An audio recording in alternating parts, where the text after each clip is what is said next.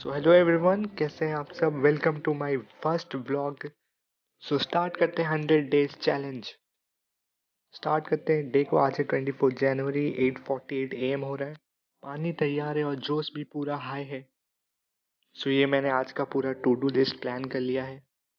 Atomic structure, motion 1D, biological classification, NCERT reading, PYQ, DPP और and में करने वाला हूँ मैं मेगा रिवीजन, जिसमें पूरा समाप्त करूंगा मैं।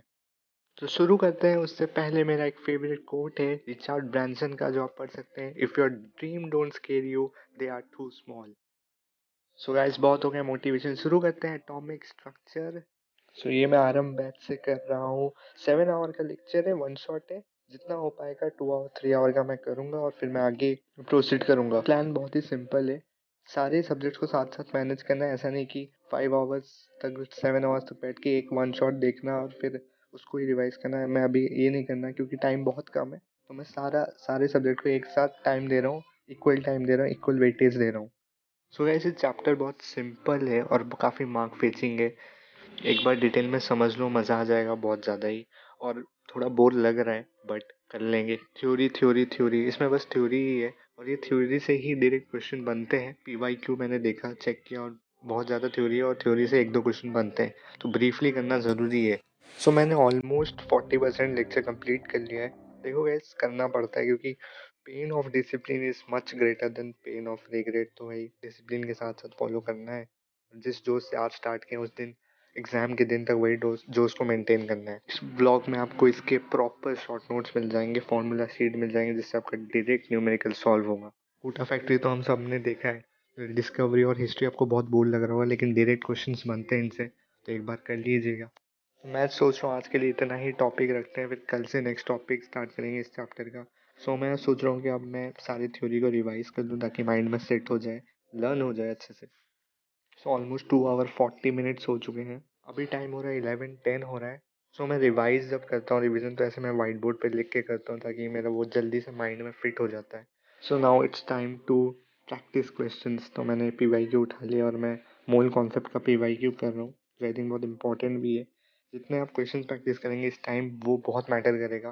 तो हमें पता है कि टाइमिंग का गेम है, पूरा टाइम मैनेजमेंट होना चाहिए, तो इसलिए जितने नंबर ऑफ क्वेश्चंस आप प्रैक्टिस कर सकते हैं एक दिन में, वो बहुत इंपॉर्टेंट है। तो ज़्यादा से ज़्यादा क्वेश्चन प्रैक्टिस कीजिए। मैं अभी 20 क्वेश्चंस कर चुका हूँ। पढ़ाई करके बहुत हो गया। आइए मैं आपको अपना मौसम दिखाता हूँ यहाँ का। बारिश हो, ये देख रहे हैं, बारिश देख रहे हैं, क्या बारिश हो रही है। मज़ा आ रहा है मौसम में। इतना ठंड है, ऊपर से ये हेवी रेन। ओ, सो यहाँ तक मैंने कंप्लीट कर लिया है। एटॉमिक स्ट्रक्चर और पीवाईक्यूज सॉल्व हो गए हैं। मैं बॉटनी स्टार्ट करने वाला हूँ, बायोलॉजिकल क्लासिफिकेशन। सो देखते हैं टाइम क्या हो रहा है। 12:55। So let's go, let's begin with the botany.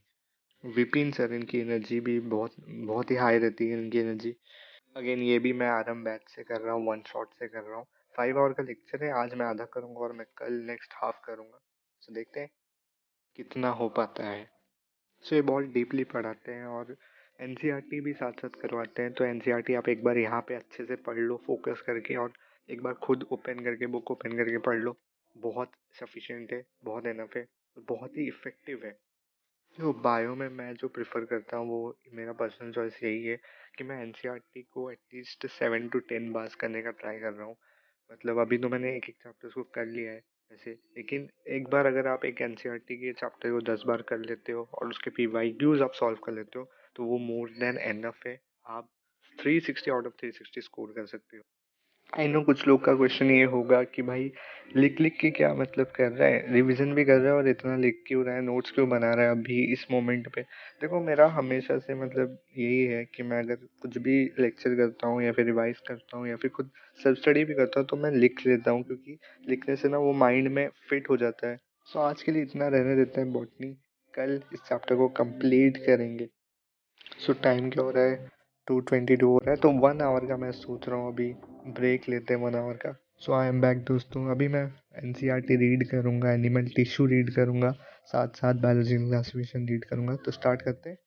देखो, डेप्थ रीडिंग बहुत इंपॉर्टेंट है। हर एक लाइन को पढ़ना बहुत ज़रूरी है, समझना बहुत ज़रूरी है। ऐसा नहीं कि ऊपर ऊपर से बस ऐसे कर लिया है एक दो बार। मैंने तो बहुत बार किया है चैप्टर रीडिंग, बट मैं अगेन कर रहा हूँ क्योंकि मुझे पता है कि क्वेश्चंस कभी भी कहीं कहीं से भी आ सकता है, और उस दिन याद आएगा कि नहीं आएगा वो भी इम्पोर्टेंट है, तो इतने बार कर लेते हैं कि डर नहीं लगना चाहिए फिर। तो ये मैंने डन कर लिया है बायोलॉजी क्लासिफिकेशन, और अब मैं एनिमल टिश्यू कर रहा हूँ जूलॉजी का, जो मैंने रिवाइज तो कर लिया, बस एनसीईआरटी रीडिंग करना बाकी था। तो इस चैप्टर का एक इम्पॉर्टेंट अपडेट जो आपको पता होगा कि फ्रॉग और कॉकरोच दोनों आने वाला है, इसलिए दोनों कर लो। 15 मिनट का ब्रेक लेता हूँ मैं, फिर मैं फिजिक्स स्टार्ट करूँगा फुल एनर्जी के साथ। और यहाँ पे मैंने डन कर लिया है एनसीईआरटी रीडिंग। अब बचा फिजिक्स है जो मैं नेक्स्ट करने वाला हूँ 15 मिनट्स के बाद। शुरू करते हैं, फिजिक्स सबका फेवरेट चैप्टर है। तो स्टार्ट करते हैं, मोशन इन 1D। मैं स्टार्ट कर रहा हूँ स्ट्रेट लाइन में। ये देखो सर बहुत ज़्यादा बेसिक बिल्डअप करते हैं चैप्टर की स्टार्टिंग से पहले, और वो आपको बहुत बेनिफिट्स भी करता है। कभी कभी आपको लगता था यार इतना लंबा फॉर्मूला, इतना लंबा आंसर निकालने से पहले आपको उसके पीछे का एक फॉर्मूला आना चाहिए, उसके पीछे का एक थिंकिंग ट्रिक आना चाहिए, जो ये पहले समझा देते हैं। वो कोई ट्रिक नहीं है, बट बहुत ही इजी बना देता है आपको सॉल्व करने में। फेब्रुअरी तक ऑलमोस्ट 11th का सिलेबस मैं रिवाइज कर लूँगा। बस मार्च में मैं 12th स्टार्ट करूँगा, मार्च अप्रैल आराम से हो जाएगा। और एंड टाइम में तो सिर्फ टेस्ट देना है, हर वीक में टेस्ट दूंगा इस बैच का।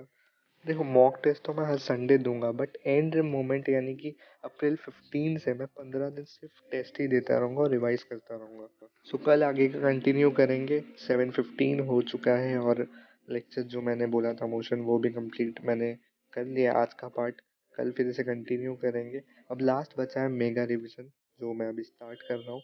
In the end of the day हमें सब कुछ रिवाइज करके ही क्लोजर लेना चाहिए कि हाँ आज हमने ये किया, और हम सब रिवाइज कर लेते हैं।